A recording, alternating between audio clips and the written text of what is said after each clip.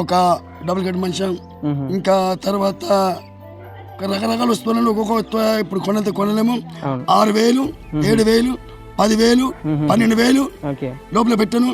నా పిల్లకి చేయించినటువంటి వస్తువులు కూడా ఎండి కానీ బంగారం కానీ మొత్తం నా చేతికి అందకుండా ధ్వంసమైపోయిందండి. కావాలంటే ఇప్పుడు మీరు చూడొచ్చు, పక్కన బీరువా కూడా ఉందండి. ఇవన్నీ ఇంకేం లేదు. ఇంకా నేను అనాథన అయిపోయానండి. నా జీవితంలో ఇంకా నాకు ఇది లేదు, నా మీద నాకు ఆశ లేదు. నా కూతురు నాకెందుకు పుట్టింది, ఎవరికి పుట్టినా నా కూతురు ఒక ఆనందంగా బతుకున్నాము. అట్లేం లేదు. ఎందరో స్పందిస్తున్నారు, మీరు ధైర్యంగా ఉండాలి. ఇప్పుడు కూడా మేము హైదరాబాద్ నుండి వచ్చినాము. సో వస్తూ ఉంటారు, ఎవరో ఒకరు సాయం చేస్తూ ఉంటారు. మీరు దిగులు పడొద్దు, దేవుడు ఉన్నాడు, ఖచ్చితంగా సహాయం అందుతుంది. మీరు మొత్తం ఎంతమంది కుటుంబంలో? పాప నేనండి. ఇద్దరే. ఓకే. అమ్మగారు లేరా? అమ్మగారు చనిపోయారు, నాన్నగారు చనిపోయారు. అయ్యో. ఓకే. చూస్తున్నారు కదా మరి. నేను హ్యాండ్ కెప్టెన్, 2 కళ్ళు కనిపించేవాడు నాకు. ఓకే. నా 2 కళ్ళు కనిపించాను.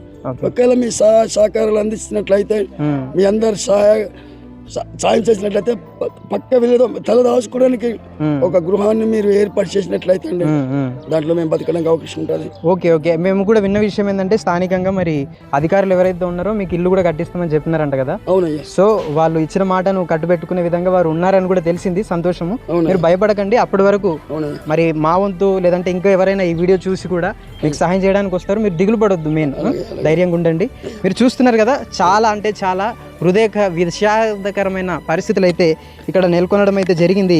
మీరు చూస్తే ఇక్కడ వీళ్ళు దాచుకున్న బియ్యం కూడా చూస్తున్నారు కదా, ఇక్కడ వీళ్ళు దాచుకున్న బియ్యం కూడా ఆ రోజు మంటల్లో ఆహుతి అయిపోయిన పరిస్థితి. చిన్న ఇంకో ఫ్యాన్లు, వారికి సంబంధించిన విలువైన వస్తువులు. ఇక్కడ కూడా చూస్తే ఇవంతా కూడా వాళ్ళు దాచుకున్న వడ్లు, ధాన్యం, ఇదంతా కూడా ఇదిగో చాలా అంటే చాలా. ఎందుకనంటే వీరి బ్రతుకులు అంతంత మాత్రమే ఉంటాయి. ఈరోజు చేస్తే కానీ రేపు పూట గడవదనే పరిస్థితి.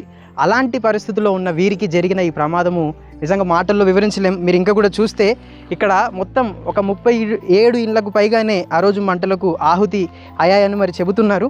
మీరు చూస్తున్నారు కదా, చాలా మట్టి గోడలు, ఇవన్నీ మట్టి గోడల పైన చిన్నగా తాటి మట్టలు పెట్టుకొని అయితే వారు ఉన్నారు.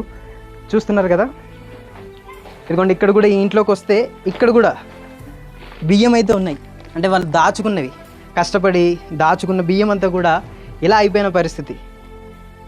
బీరువాను, చిన్న సామాగ్రి, వారికి సంబంధించిన ఎంతో విలువైన వస్తువులు ఇవన్నీ కూడా ఆ రోజు మంటలకు ఆహుతి అయిపోయినట్టుగా మనకైతే కనబడుతున్నాయి. నిజంగా ఎవరైతే స్పందించారో వెంటనే ఒక 1 వీక్ లోపే మరి స్పందించి మీ వంతు సహాయాన్ని ఇచ్చారో, మరి ఇలాంటి పరిస్థితుల్లో ఉన్నవారికి అయితే మీ సహాయాన్ని చాలా నిస్వార్థంగా, ఈరోజు మేము ఇక్కడికి రావడానికి కూడా ప్రయాణ ఖర్చులకు కూడా మీ డబ్బులు ఏం వాడలేదు.